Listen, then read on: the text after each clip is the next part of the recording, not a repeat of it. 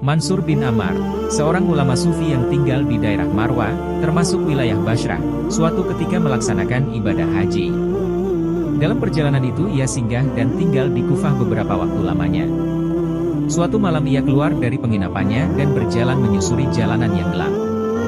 Tiba-tiba dari suatu rumah ia mendengar suara seseorang sedang munajat, berdoa, "Ya Rabbi, demi keagungan dan kebesaran MU, sungguh aku berbuat maksiat itu bukanlah kumaksudkan untuk menentang MU, dan bukan juga karena kebodohanku akan hukum-hukum syariat MU.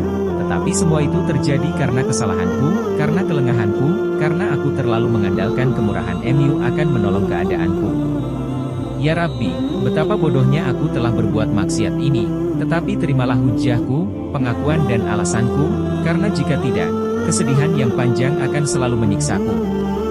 Ibnu Ammar menunggu beberapa saat lamanya, tetapi tidak terdengar lagi lanjutan munajat itu. Seketika itu ia membaca cukup keras, sekiranya bisa didengar oleh orang yang munajat tersebut, salah satu ayat Al-Quran, "Ya ayyuhalladzina amanu, qu anfusakum wa ahlikum naron. Waquduhan aswal hijaratu, alaiha malaikatun gila asun syidadun la yashuna laha emma amarahum wa yaf'aluna emma yumarun." Ayat tersebut terdapat pada Al-Quran Surat At-Tahrim ayat 6, yang artinya adalah, "Wah! Hai orang-orang yang beriman, peliharalah dirimu dan keluargamu dari api neraka yang bahan bakarnya adalah manusia dan batu, penjaganya adalah malaikat-malaikat yang kasar, keras, dan tidak mendurhakai Allah terhadap apa yang diperintahkannya kepada mereka dan selalu mengerjakan apa yang diperintahkan Allah kepada mereka." Setelah membaca ayat tersebut, Ibnu Ammar mendengar suara jeritan keras serta seruan yang menggetarkan. Tetapi setelah itu ia tidak mendengar suara apapun. Karena itu ia berlalu pergi dan kembali ke penginapannya. Keesokan harinya Mansur bin Ammar kembali melewati rumah itu, dan ia mendengar suara ratap tangis seorang wanita di dalamnya. Beberapa orang tampak datang melayat, bertaksiah karena ada yang meninggal di dalam rumah tersebut. Ia mendengar beberapa percakapan, dan wanita yang sedang menangis itu berkata, "Sesungguhnya putraku ini sedang sholat tahajud, qiyamul lail, tadi malam. Setelah selesai bermunajat kepada Allah, tiba-tiba terdengar seseorang di luar rumah yang melantunkan ayat tentang ancaman neraka kepada anakku. Mendengar ayat tersebut anakku langsung kejang dan ia meninggal." Semoga Allah tidak memberikan pahala kepada orang yang melantunkan ayat tersebut. Ibnu Ammar sangat terkejut mendengar perkataan tersebut.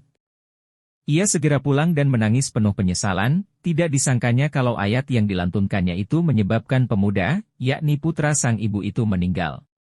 Mungkin kalau didiagnosa secara medis sekarang ini bisa dikatakan terkena serangan jantung. Rasa terkejut dan takut yang begitu mendadak sehingga jantung berhenti berdetak.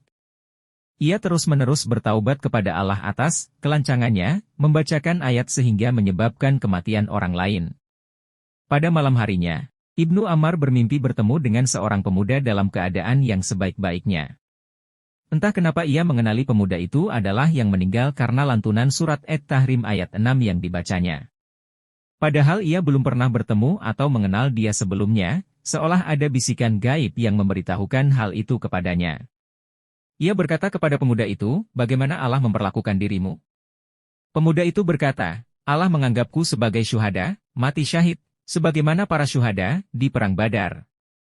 Ibnu Ammar menatap pemuda itu penuh ketakjuban, sekaligus keheranan. Ia berkata, "Bagaimana bisa begitu?" Pemuda itu berkata, "Para syuhada Perang Badar itu ditebas oleh pedang-pedang orang kafir hingga tewas, sedangkan aku tewas ditebas oleh pedang Allah yang Maha Pengampun." Segera setelah itu Mansur bin Ammar terbangun, ia tidak lagi bersedih, justru bahagia karena telah menjadi jalan bagi pemuda itu memperoleh derajat syahid di sisi Allah.